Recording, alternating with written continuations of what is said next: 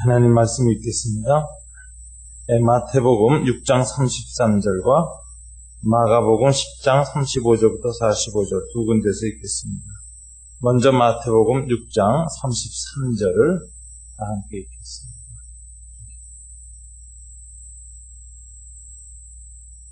함께 그런즉 너희는 먼저 그의 나라와 그의 의를 구하라. 그리하면 이 모든 것을 너희에게 더하시리라. 아멘.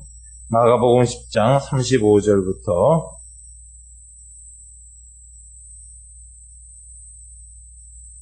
45절까지 교독하겠습니다.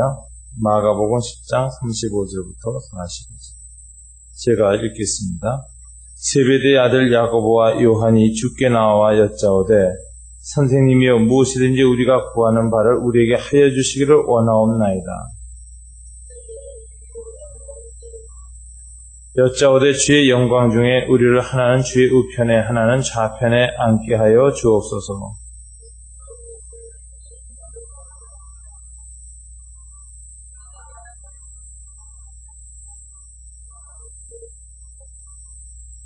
그들이 말하되 할 수 있나이다.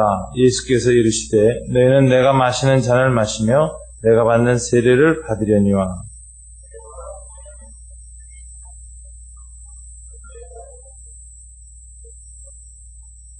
열제자가 듣고 야고보와 요한에 대하여 화를 내거늘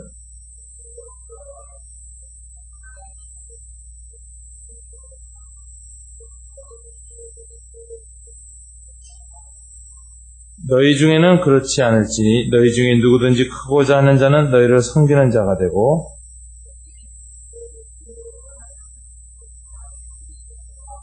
다 함께 인자가 온 것은 성경을 받으려 함이 아니라 도리어 섬기려 하고 자기 목숨을 많은 사람의 대속물로 주려 함이라. 아멘. 기도하겠습니다. 하나님 아버지 감사합니다. 이 아침에 저희들을 주님 앞에 불러 모으셔서 기도하게 하시고 찬양드리게 하시고 주님의 말씀을 받게 하시고 주를 경배하게 하시니 감사합니다. 이 시간도 주님 앞에 저희가 자행자재하는 삶, 공동체를 이루기를 원치 않습니다.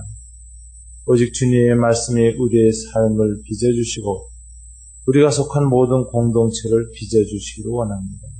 말씀을 따르는 삶 되게 하시고 말씀을 순종하는 공동체가 될 수 있도록 축복하여 주시옵소서. 이 시간에도 주님의 말씀을 듣습니다.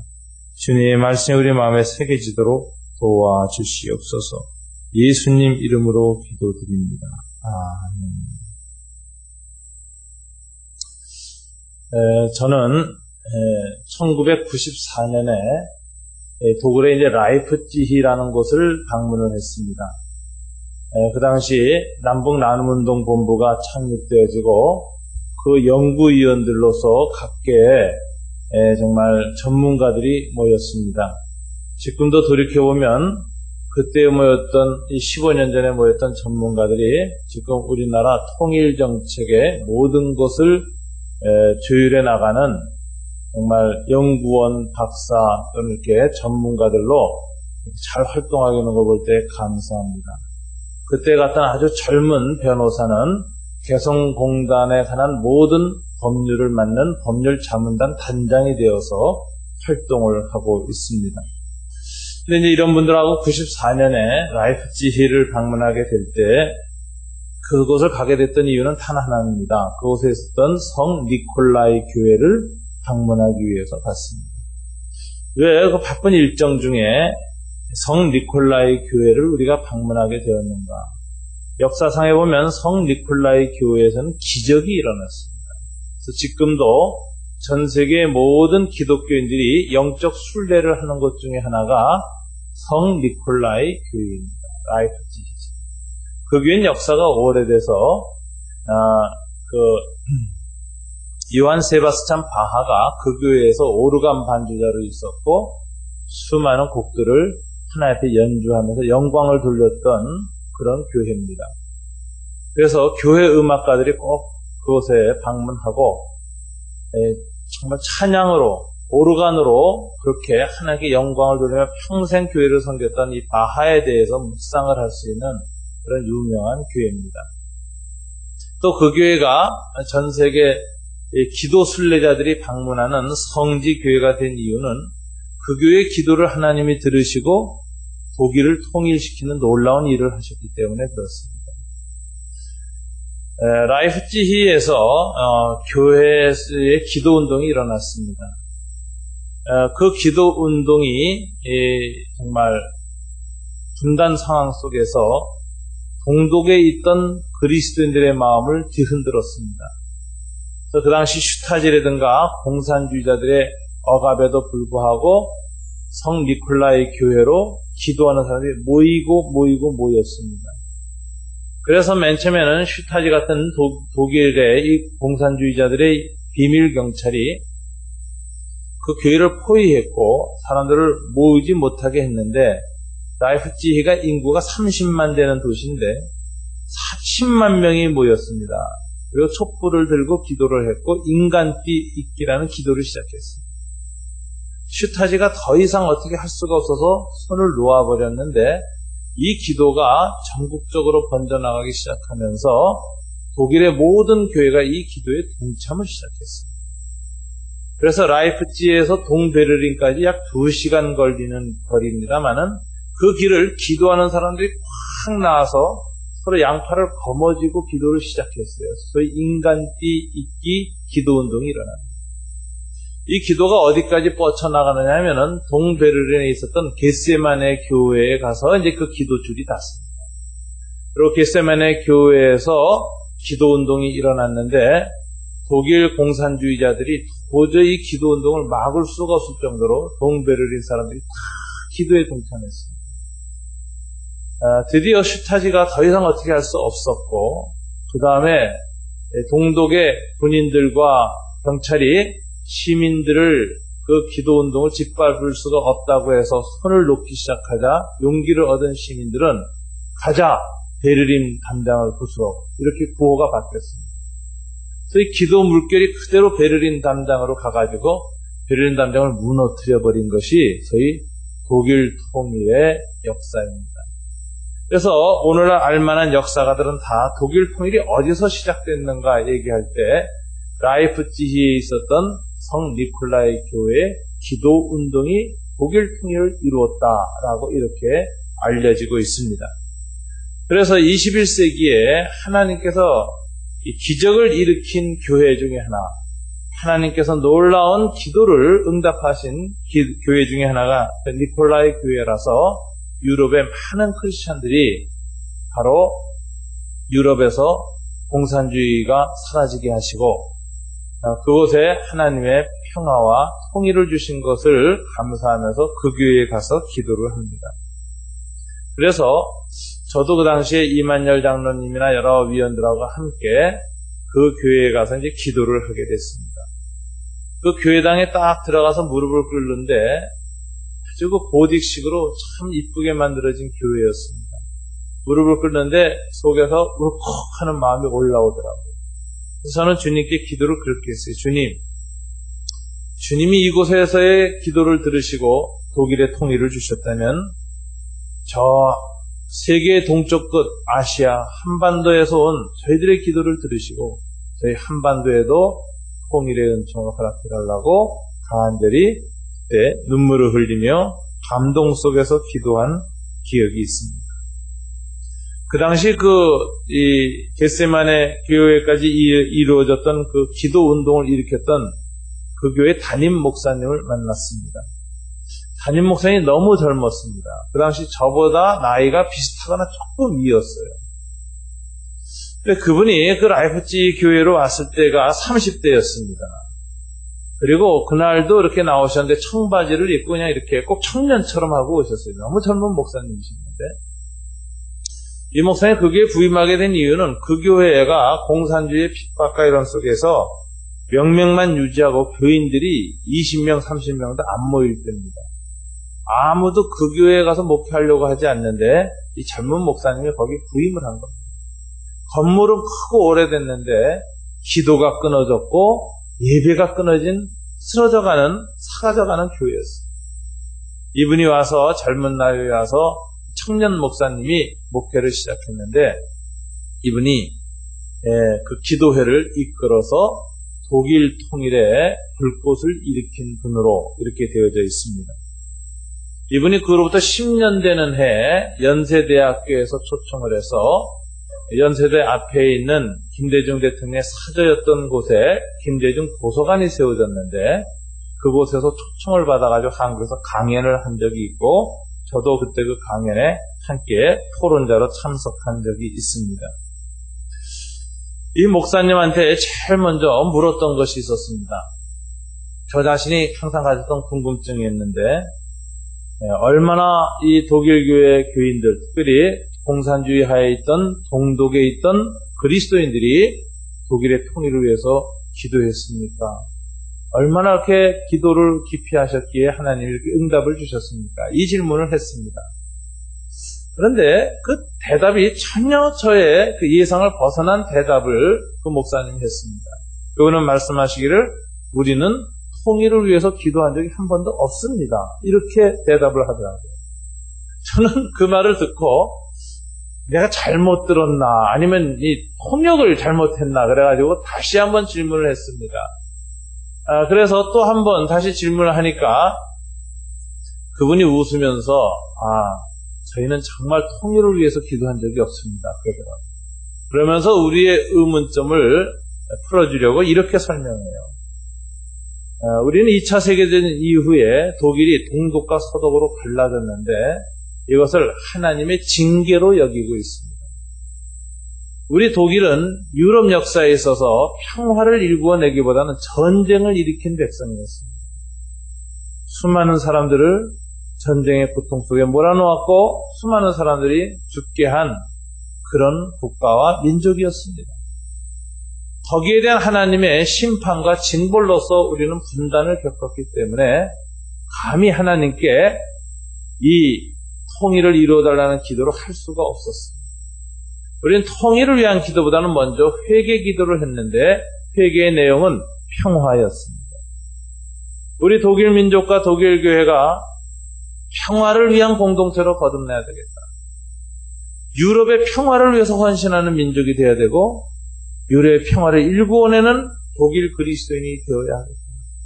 2차 세계대전 때 나치에 협력한 독일 교회, 바로 유대인들을 죽이는 것조차도 못 본 척하고 침묵하고 있던 독일 교회의 부끄러움을 다시는 가져서는 안 됩니다.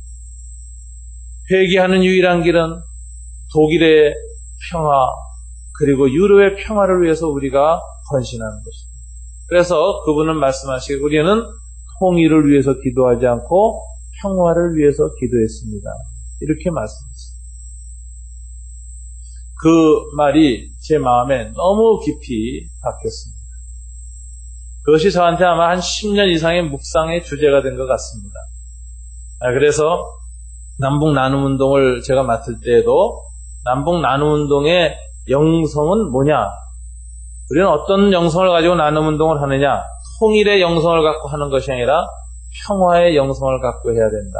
그래서 평화 통일을 위한 남북 나눔운동 본부 해서 앞에 평화를 먼저 내세우게 됐습니다. 저희 교회를 개척할 때도 저는 이 평화에 관한 신학과 평화에 관한 신앙이 저 안에 내면화됐기 때문에 교회의 영성의 목표도 제일 먼저가 평화, 고난, 나눔, 섬김 이렇게 평화를 제일 먼저 두게 되었습니다. 평화라는 것이 하나님의 나라에서 제일 먼저 구해야 할 기도의 우선순위라는 걸 깨닫게 되었습니다. 예수님은 제자들에게 기도할 때 가르쳐 주시기를 너희는 먼저 그의 나라와 그의 의를 구하라고 했습니다. 이 나라를 구하라는 말은 주님의 다스림을 구하라는 뜻입니다. 너희는 먼저 너희들의 원하는 것을 하나님께 구하지 말고 너희 안의 내면을, 너희들의 관계를, 너희의 공동체를, 너희가 섬기는 지역 사회를 하나님의 다스림을 받게 되게 해달라고 기도해라.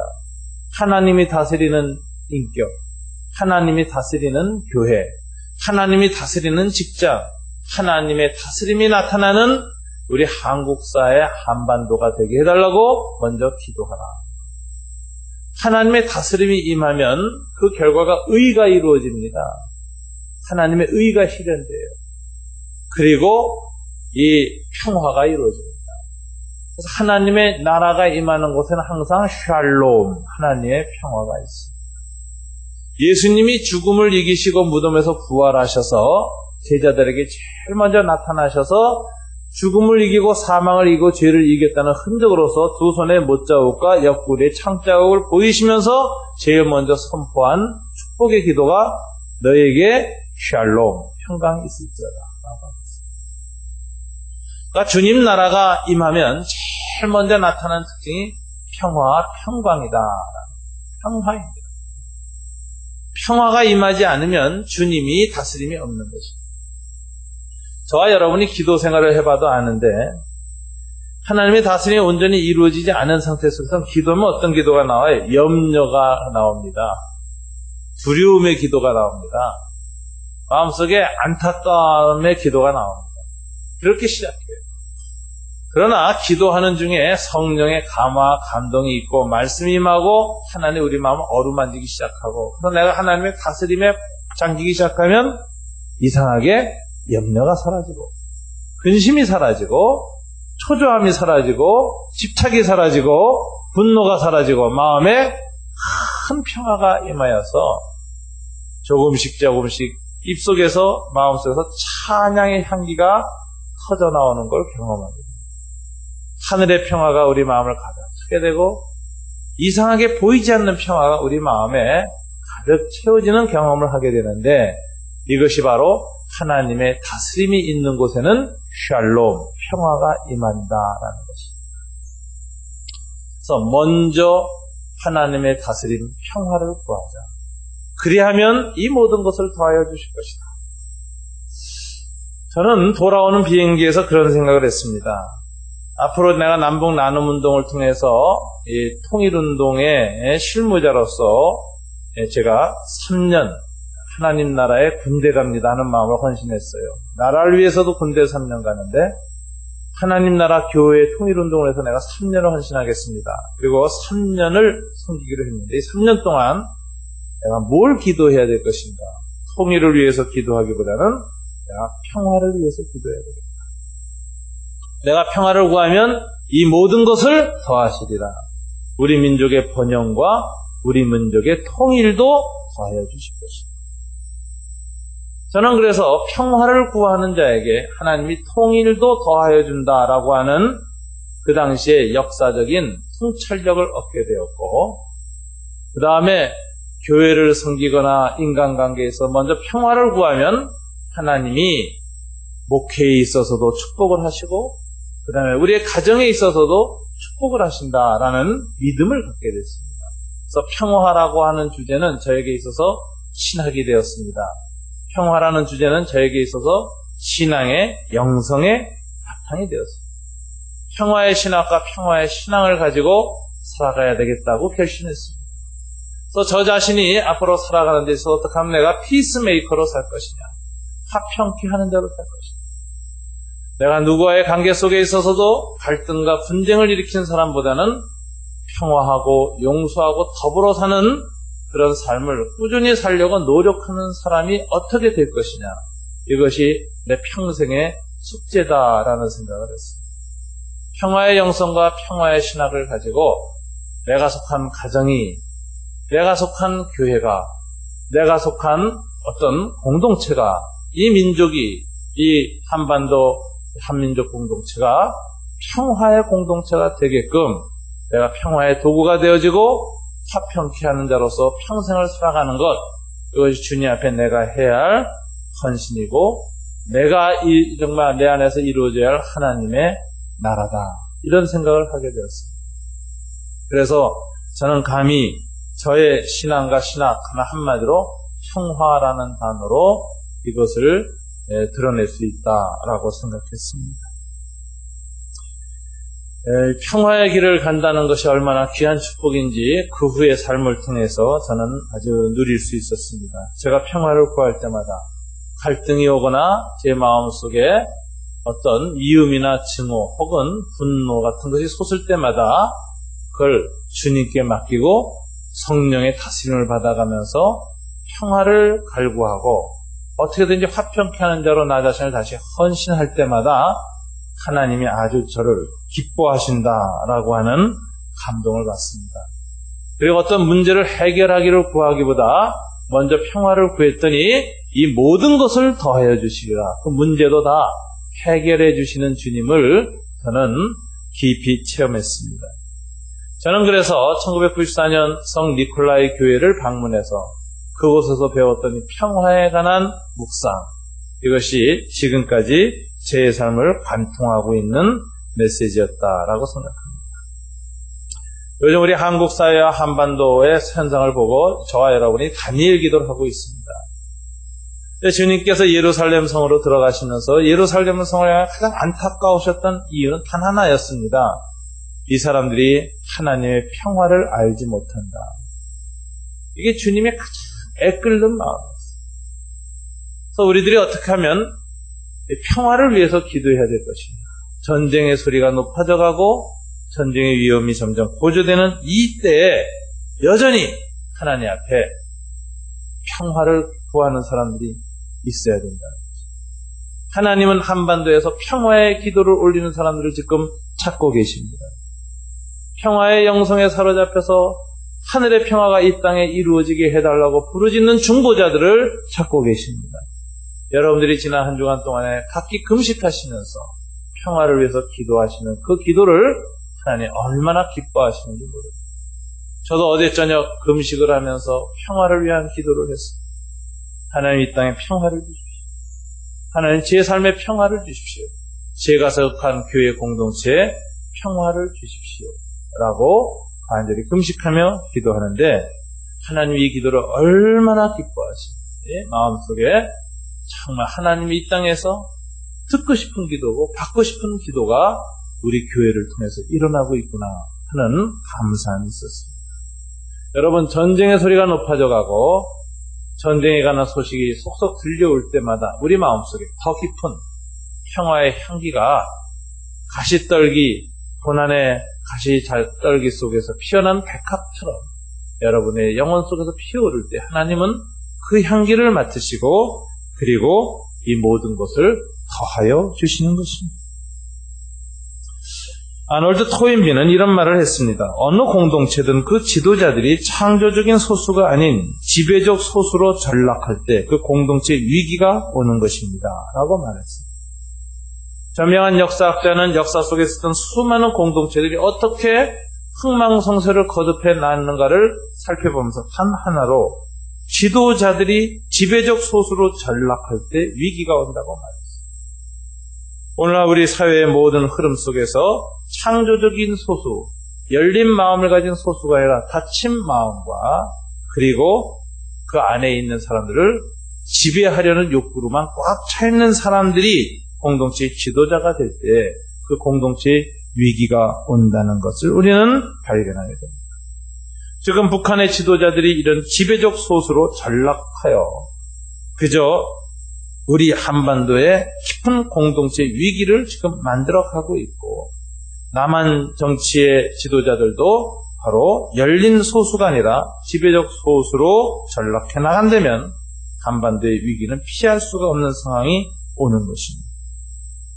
그래서 우리는 지도자들이 얼마나 중요한가를 알아야 되고 이번 주간에 저희들은 지도자들을 위해서도 특별히 기도해야 할 것입니다. 그래서 북한 정권의 지도자들과 남한의 이명박 정권의 이 정책 담당자들의 마음을 하나님 주장해달라고 주님께 간절히 기도하는 한 주간이 필요합니다. 오늘 본문을 보면 이런 지도력의 위기가 예수님의 제자 공동체 내부 안에서 일어난 것을 볼 수가 있습니다. 오늘 본문에 보면 예수님의 12제자 등 세베대의 아들들인 야고보와 요한이 예수님께 뭘 요구했습니까? 다른 사람을 지배하기를 원했습니다. 선생님이여 무엇이든지 우리의 구하는 바를 우리에게 하여 주시기를 원하옵나이다. 너에게 무엇을 하여 주시기를 원하느냐? 주의 영광 중에 우리를 하나는 주의 우편에 하나는 좌편에 앉게 하여 주옵소서. 이 말은 무엇입니까? 우의정 좌의정이 되게 해달라는 기도고, 이것은 우리들이 공동체 안에서도 지배하는 자리에 오르도록 도와주십시오라고 하는 이런 내용이었습니다. 이 마가복음 10장 이 35절 이후에 이 제자들의 모습을 보면은 제자들이 아직도 뭘 알아듣지 못한다는 생각을 해요.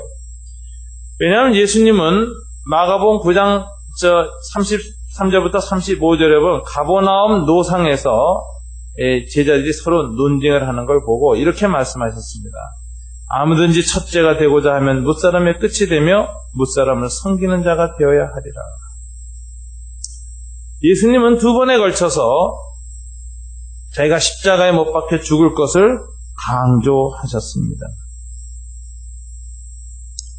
그럼에도 불구하고 제자들은 예수님이 죽으셔야 한다는 이 메시지를 듣지 못하고 깨닫지 못하고 서로 주님 나라의 영광만 바라보며 누가 더 높은 자리에 주님 나라에 차지하고 앉을 것인가를 골몰하고 싸움을 하고 있었습니다.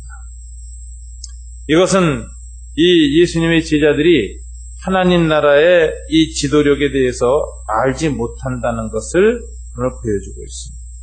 그래서 주님 오늘 본문에 보면 하나님 나라 공동체 지도자가 된다는 것은 무엇을 의미하는 것이냐라는 것을 주님이 설명을 하시는데 제일 먼저 사용하신 은유가 38절, 39절에 보면 잔이라는 단어를 사용했습니다. 다시 한번 읽어볼까요? 예수께서 이르시되 너희는 너희가 구하는 것을 알지 못하는도다. 내가 마시는 잔을 너희가 마실 수 있으며 내가 받는 세례를 너희가 받을 수 있느냐. 그들이 말하되 할 수 있나이다. 예수께서 이르시되 너희는 내가 마시는 잔을 마시면 내가 받는 세례를 받으려니와. 여기 아주 무서운 기도를 제자들이 한 거예요. 주님의 영광 중에서 우편에 좌편에 앉게 하여 주옵소서라고 기도하니까 주님이 너는 내가 지금 뭘 기도하는지를 알지 못하고 기도하는 것 같다라고 하는 거예요. 그러면서 우편 좌편에 앉으려면 먼저 잔과 세례를 받아야 된다. 내가 마시는 잔, 내가 받는 세례를 받아야 된다. 받을 수 있느냐? 예수님이 여기서 지도자의 첫째 하나님 나라 공동체, 평화의 공동체에게 주어져야 할 첫 번째 자세가 뭐냐? 주님이 마시는 잔, 주님이 마시는 세례를 받아야 된다. 주님이 마시는 잔, 주님이 마시는 세례는 무엇입니까? 바로 십자가에서 죽는 것을 가르치는 것입니다. 오늘 예수님은 바로 내가 받을 세례, 내가 받을 잔이라는 말은 십자가상에서 피를 흘리시는 것을 기억하시는 것입니다. 자, 그러니까 주님이 제자들한테 요구하는 것은 너희가 정말 나의 우편 좌편에 앉으려면 어떤 자세가 필요하다고요? 자기 희생, 자기 부인, 자기 죽음, 이것이 필요하다. 근데 제자들은 이 주님의 잔, 주님의 세례라는 말의 의미를 못 알아들은 것 같아요. 그래서 39절에 보면 그들이 말하되 할 수 있나이다 하고 덜컥 대답했습니다. 이게 좀 무서운 대답을 한 겁니다. 여기에 대해서 주님이 이제 그래 하시고 말씀하시기를 너희는 내가 마시는 잔을 마시며 내가 받는 세례를 받을 것이다 이렇게 얘기를 하셨어요. 결과가 어떻게 됐는지 아십니까?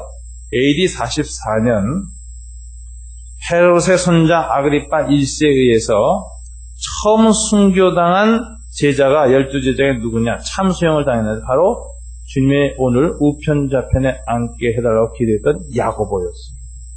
이 야고보가 바로 주님이 마시는 잔과 주님이 마시는 세례, 십자가에서의 죽음 제일 먼저 당했습니다. 그 다음에 이 야고보와 함께 더불어서 정말 이 기도하고 요청했던 이 요한은 어디로 갔습니까? 반모섬에 가서 어떻게 됐어요? 노년의 귀양살이를 오랫동안 고난 중에 했습니다. 그러니까 주님이 말씀하신 대로 너희가 나의 오른편과 우편에 앉겠다고 그렇다면 먼저 내가 마셔야 할 잔과 내가 받아야 할 세례를 받을 것이다. 받겠습니다. 그러니까 그래 그럼 너희는 받아라. 그랬는데 한 사람은 순교당했고 한 사람은 오랜 참혹한 기양 생활을 했습니다. 이게 주님이 주시는 자녀입니다. 그래서 주님 나라에서 함부로 지도자가 되기를 구하지 말라라는 것이 주님의 가르침입니다. 희생과 자기 부인의 끄트머리까지 가야 하기 때문에 하나님 나라의 지도자가 되기로 결심을 하고 그것을 받아들이고 소원한 사람은 그것이 무엇을 의미하는지 잘 알고 그것을 받아야 한다는 것입니다. 두 번째, 하나님 나라의 이 지도자의 자리는 성부 하나님께서 정하신다. 이게 40절부터 41절에 나옵니다. 다시 읽어볼까요? 내 좌우편에 앉는 것은 내가 줄 것이 아니라 누구를 위하여 준비되었든지 그들이 얻을 것이니라. 자, 주님의 좌우편에 앉는 것은 내가 줄 것이 아니라 예수님이 주지 않는다는. 그럼 누가 줍니까? 누구를 위하여 준비되었든지 그들이, 이렇게 말하는데 이 해석이 새 번역에서는 어떻게 되어 있냐면, 그러나 나의 오른편과 왼쪽에 앉는 그 일은 내가 허락할 수 있는 것이 아니다. 정해 놓으신 사람들에게 돌아갈 것이다. 이렇게 번역되어 있어요. 새 번역. 정해 놓으신 사람들. 굿뉴스 바이블이라는 곳에서는 이 본문을 번역을 어떻게 했느냐면은, 예비하셨던 자들에게 이런 자리를 주실 분은 바로 하나님이시다 라고 얘기했습니다. 그 무슨 소리냐? 교회 지도자가 되는 것은 예수님도 정하지 않았고 누가 정하신 거라고요? 성부 하나님이 정하신 것이다. 딱 이렇게 말합니다. 하나님의 예비와 예정에 의해서 되는 것이다 라는 것입니다. 이것은 원해서 되거나 원하지 않고 안 되는 것이 아니라 정해 놓으신 자들이 되는 것이다. 사실 이 교회에 이런 중직자를 뽑는 투표를 할 때마다 저는 좀 갈등을 합니다. 당회에서 이제 배수 추천을 하잖아요.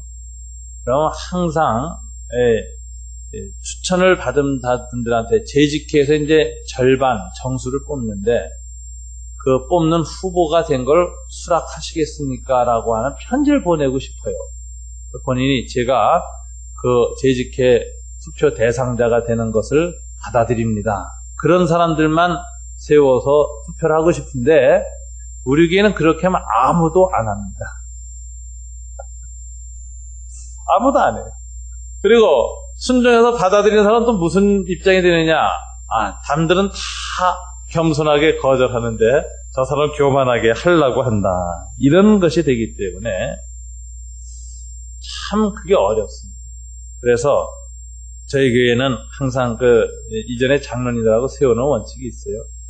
투표 다 하고, 그리고 나서 본인이 나는 정말 장로나 안수집사나 권사가 될 수 없다라고 하면은 임직을 미루는 겁니다. 본인이 안수받는 걸 연기하는 거죠. 준비가 안 됐습니다. 그건 우리가 받아들이자.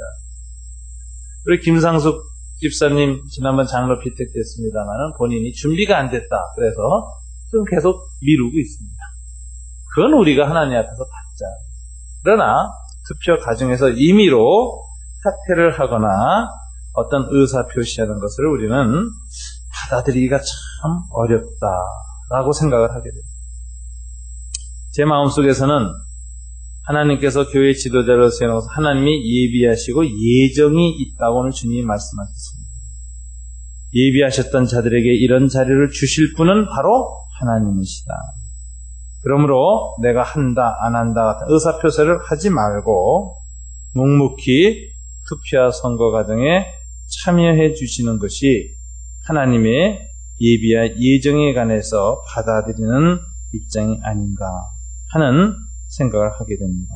그래서 저희한테 전화로 여러 가지 정말 후보로 해서 빼달라는 부탁을 하신 분들이 계시지만 그건 할 수가 없습니다. 양해를 해주시기 바랍니다. 좀 힘드셔도 어떤 분은 그러실 거예요. 난 하려고 하지도 않았는데 왜 세워놓고 투표하고 흔들어대는가. 아마 그런 분들이 많이 계실 거예요. 근데 이것도 다 교회에 지도자를 세우기 위해서 세워진 가정이고 또 그것을 좀 묵묵히 받아주시는 그런 모습을 보여주시기를 다시 한번 부탁을 드립니다. 초대교회에 7 집사님을 세웠습니다. 하나님의 예정에 의해서 주님의 잔과 주님의 세례, 자기 부정과 순교까지도 각오할 7 집사님을 세웠는데 그분들은 스테반 집사님 순교당하셨습니다. 최초의 순교자죠. 빌립 집사님 평생 주님의 십자가를 지고 평신도 선교사로서 평생 선교 사역을 했습니다. 그러니까 교회 지도자가 된다는 것은 이처럼 평생 동안 섬기고 그리고 희생하는 길이다라는 것을 기억해야 되겠습니다. 여러분, 우리는 이 교회 지도자를 세우는데 이렇게 섬기고 희생하는 분들, 이런 분들이 서로의 피스메이커입니다. 섬기는 자입니다. 교회 지도자를 세울 때 그분이 지도자가 되고서는 자꾸 교회에서 문제를 일으키는 트러블 메이커가 되지 아니하고 평화를 일구어내는 분이 되게 해달라고 우리는 기도해야 될 것입니다. 생텍쥐베리가 그런 말을 했어요. 인생은 딱 2가지다.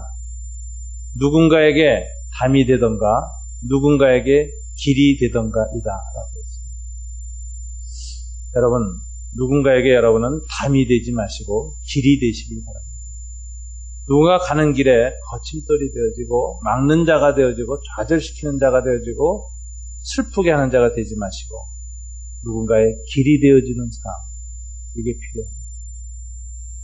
우리 교회에서 세워지는 모든 안수 집사님, 권사님, 장로님들, 그리고 목회자들은 다 누군가의 담이 되지 말자, 길이 되자. 비껴 쓰시고 낮아지시고 섬기시고 자기를 비우시고 자기 부정을 하시고 이런 마음을 가지고 항상 누군가의 길이 되는 사람, 이런 사람이 교회에 일어나고 이런 사람이 민족에서 일어나고 이런 사람들이 남한과 북한의 정권의 지도자들이 될 때 거기에 평화의 길이 열리고 통일의 길이 열리고 그리고 민족이 번영되어지고 공의로운 백성이 될 수 있는 것입니다. 하나님이 사용하시는 민족과 백성이 될 수 있는 겁니다. 여러분, 이 한 주간 또 여러분 또 금식하면서 기도할 때 먼저 무엇을 구할 것인가? 평화를 기도하시고 내가 속한 내 가정에서 내가 평화의 사람인가? 여러분의 아버지고 어머니인데 자녀들에게 정말 평화의 아버지고 평화의 어머니입니다. 부부 사이에서 평화의 남편이고 평화의 아내인가?